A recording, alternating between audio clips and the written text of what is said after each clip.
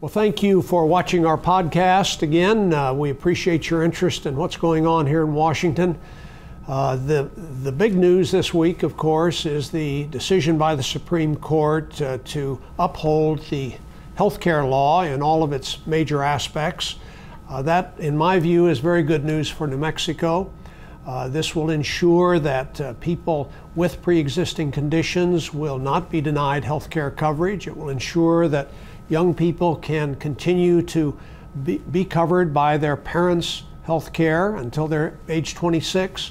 It will ensure that seniors who are having to access prescription drugs will see the so-called donut hole, where they're paying 100% of the cost of their drugs, shrinking each year for the next several years and then be eliminated. So there are lots of very good provisions. We have many needs in our health care delivery system in New Mexico.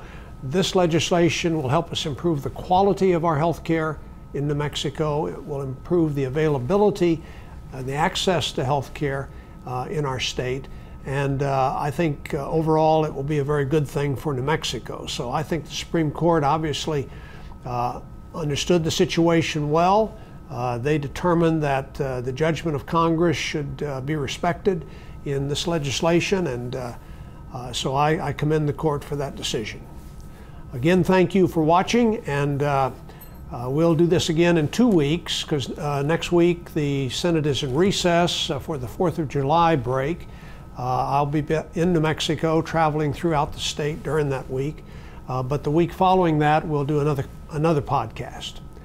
Thank you again.